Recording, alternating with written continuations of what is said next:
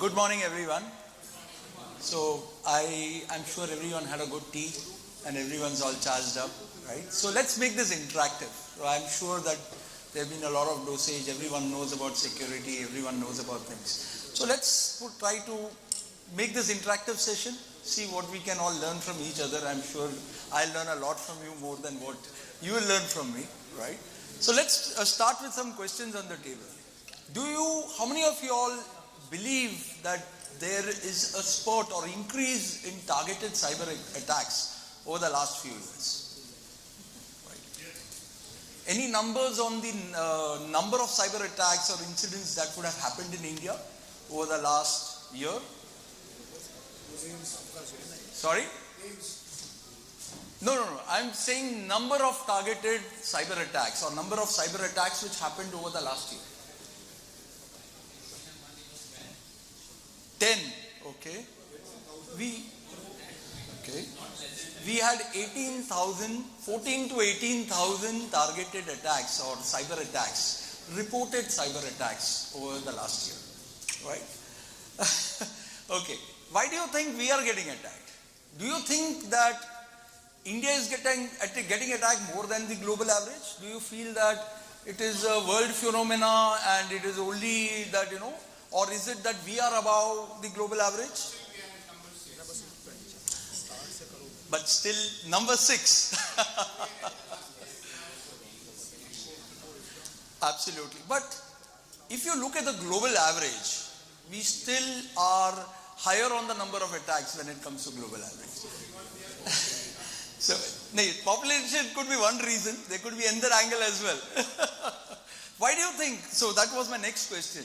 So why do you think the number of attacks have increased? What could be the driver for these attacks? Absolutely, I agree. Anything else? Absolutely. More digital transformation, more complex environments. We never had a mind towards security because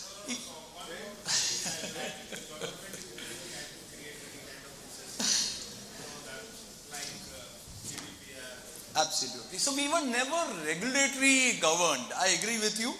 Because if you ask me, most of the MNCs always, when they set up an organization, they have such a huge compliances list which they need to follow that if something goes wrong, they go bankrupt. Because the penalties can be so high that when they set up something, they put everything into the cost. I need to meet GDPR requirements. I need to take care of SOC. I need to take care of, when I say SOC, SOCs. In case of, depending on which organization or which sub-vertical you belong to, I need to take care of HIPAA, blah, blah, blah. And in case you are not able to prove beyond doubt that you have taken those precautions, the penalties can be so high that it can wreck the organization completely, right? So we never had that mindset of building security within our organization. I'm not saying that we don't have firewalls or we don't have basic security, but we never had that mindset. So that's one of the reasons. Secondly, we suddenly became very digitized over the last few years, right? If you look at the number of digital transformation we have actually overtaken a lot of countries when it comes to the number of digital transactions. So the number of digital transactions which are happening in the country is much more than many developed countries. So obviously now, like they say, the man on the road can be hacked, right? So just putting some statistics on the table for all of us. So India recorded some 5,500 crores of digital transactions, right? And as you can see, it is supposed to reach 1 trillion in the next 10 years, right? So which itself shows that we are becoming a digital economy. We are becoming a digital economy, obviously, which also means that we have 692 million internet users. And this is just 48% of the total population, right? So we are saying that as we are becoming more digitized, we are giving more arms and ammunition to people around, right? So the man on the road can be hacked. He's carrying a mobile. You have complex applications running on his mobile. He can get hacked, right? So what does that mean? That means that you need to have more security around it. And that also shows around why we had estimated number of 14 to 18 lakh attacks which happened in the country just in 2022. Almost, if you look at the bank numbers, around 248 successful breaches were reported by banks. And this was a number tabled in the parliament, right? So this gives an idea about where we are when it comes to security, where we are. So what is going wrong? So we are saying, yes, everybody knows we are getting digitized. Everybody knows we are getting attacked more than the global average. Everybody knows that, yes, we need to do something. What is the challenge? What do you think is the challenge? Why are we not able to protect ourselves or, be much better compared to a lot of other countries in the world? People issue, skill issue, anything else? Sorry? Guidelines, okay. Guidelines are there. Guidelines are there. Are we following the guidelines is something else. Secondly, our problem is also we cannot be purely compliance driven. Because if you look at the world as well, lot of compliant companies have got hacked.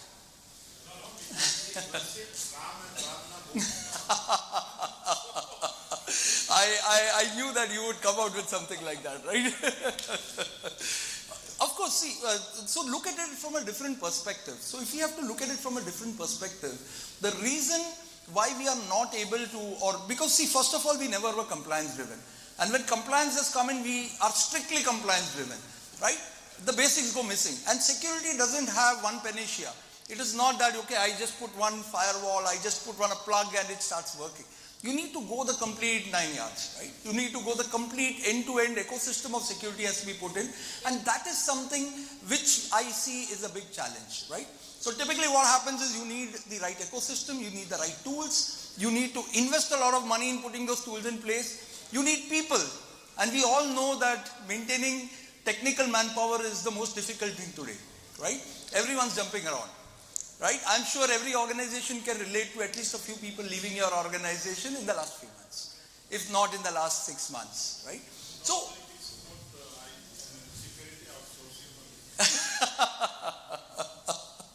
so typically where we are coming from is the challenge is in, first of all, when it comes to security is not a core business when it comes to most companies. Even IT is not a core business when it comes to many companies, right? But then it is becoming a core business because you have got digitized. Right? I don't think any company would be who could say that I only work on pen and paper, right? You are digitized and anything digital can get hacked, right? So if we are talking about attack, if we are talking about digital security, we are also talking about having the right ecosystem, having the right tools, having the right people, right? And maintaining all this is a very expensive affair. And then again we are seeing a trend where the CEO or the CFO would say, no capex. You manage it. Right? You manage cloud, you manage whatever you want. Tum secure kar lo. Like we heard the keynote speaker saying, I want the best security, but paise nahi milenge. Right? Manage it with whatever you have. No capex. I don't want to invest 10 crores and wait for 5 years. Agar kuch nahi hua, to who will pay for it? So you need an OPEX structure, right? You need the best technology, obviously, which you cannot always keep captive, right? So this is where there is a need to look at a synergy. So when somebody is under attack, what do we do? When a country is under attack, you don't always say that the army would fight. You would also always synergize. You will call for local support. You will ask for volunteers to come forward. And this is what it is. It is actually an attack on a country. It is an attack which is targeted by a lot of hacktivists. You are seeing a lot of global organized criminals actually working on cyber attacks. So they, as they call it, crime as a service, right? So just imagine, today, more than we are collaborating, there are collaborations happening between attackers or hackers, right? There are forums where I say, hey, I specialize in finding out username, passwords and credentials. This is available on dark web, right? And you pay me so many in bitcoins and it's yours. Anybody who wants to attack this company, I've created a malware, right? Please go ahead, use it. Every usage, pay me so many in bitcoins.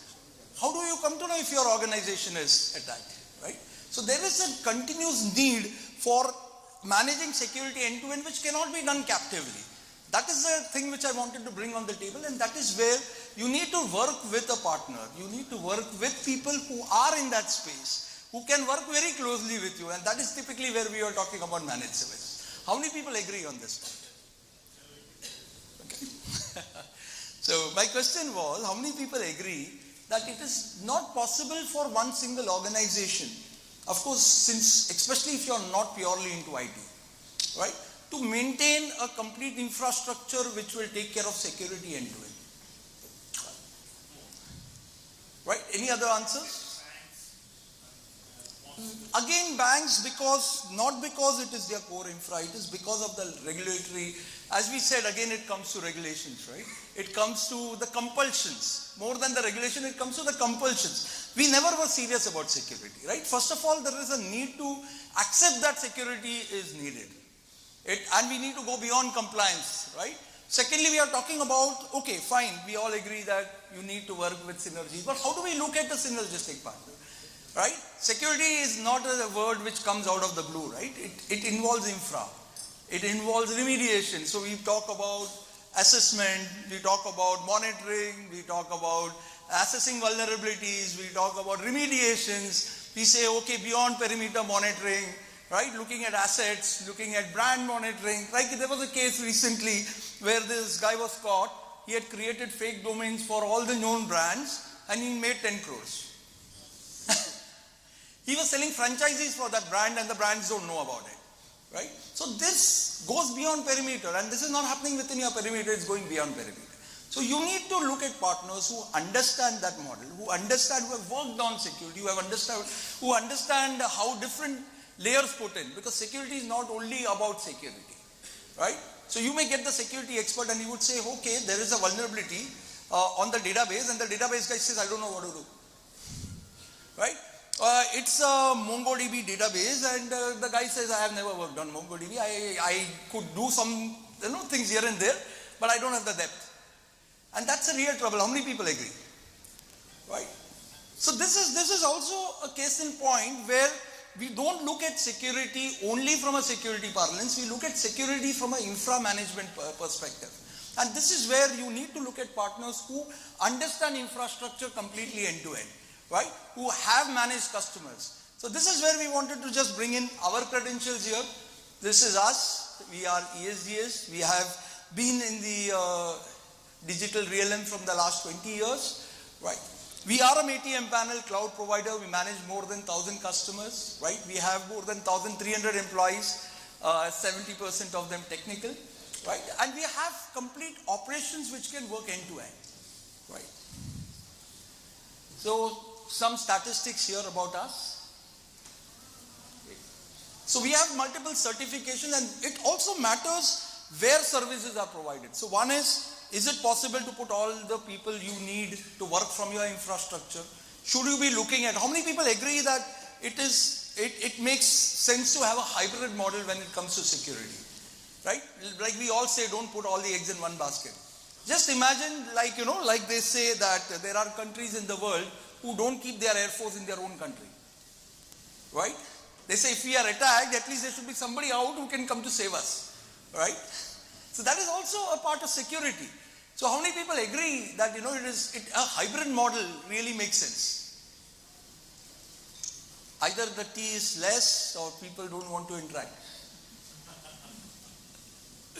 Okay, so typically what we feel a hybrid model actually makes a lot of sense. Because not only you have people working for you within your organization, but you have an expert sitting outside who is offering a function as a service, who can help you with things where you are completely stuck, where your people are not able to reach you, right? And this could work in a hybrid model completely as a function as a service offering to you. So that is something we wanted to bring on the table, and for that you will need to have a partner who himself is security driven, who have various certifications. He's offering those services from redundant infrastructures, data centers for that matter, who have the SOC environment which is certified, right? So this is something we wanted to bring on the table. Some of the services that we offer. In the interest of time, we will of course not go too deep, but just wanted to put some things on the table that we were one of the first cloud service provider to have created our own cloud orchestration tool, which was patented in the US and UK. And last year we got the India patent that talks about our R&D capabilities.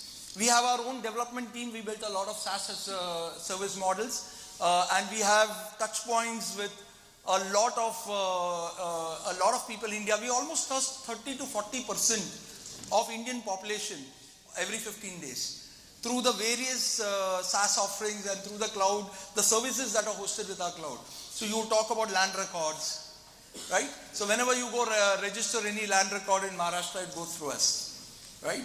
You talk about smart metering in many of the states, right? That goes through us. So that gives us an idea about the digitization that we have gone through and our experience that we have built. And we also have a lot of managed services offering, which we can do completely end to end, which we talk about here. So everything from a cloud operation services. So though the topic here is on security, why am I talking about the other things? So as I mentioned that it doesn't make sense when you look at security holistically and say that I have got a security expert. But then I tell him that, can you tell the network guy what to do? He says, I don't know. My job is just to look after security. And the network guy says, anyway, I'm not a security guy. Right? So that challenge is, do you face that in your org? I'm sure you must be. Right? So this is, yeah. So collaboration is one part, but having the right skill set, because not everybody is equipped from a security point of view. So having an organization which understands end to end when it comes to security, like when you say you have an organization which is working for you and which also understands, okay, how to manage customers' data, what is encryption, how it can be encrypted. Oh, there is a Log4j attack. What do we do from a network perspective, right? Oh, you already have got attacked. How do I stop it from a network at a database level, at different levels? So you need teams which are collaborating, which knows what to be done, right? So that's something I wanted to bring on, and that is why we have different services. Everything from the DevOps services that we can offer to pure managed security services end-to-end, completely from dark web, SOC, brand protection services and other services that we can offer. Right. So just something when we talk about insight services, that is our assessment service, which obviously we always start with an assessment of an infrastructure. You would all have done your risk profiling. You look at the gaps, so that's something which we can do. We can help you remediate against that, right? We can bring in recommendations, we can help you remediate against that. We can help you do a complete end-to-end SOC monitoring, right? Going beyond to, from our infrastructure, we can do a VAPT, both for application, we can do code reviews for you, right? And we have a team of experts which can also do remediation and also offer you function as a service which can help you for remediation. Obviously, we also offer dark web and brand protection services. Some statistics on what we do. So this is the number of events that we look at on a daily basis today through our SOC. We have 1,000+ customers where we offer managed services, and obviously all the other flavors, 1,000+ firewalls that we look at. So just bringing some credentials on the table. So that's it from my side, short presentation.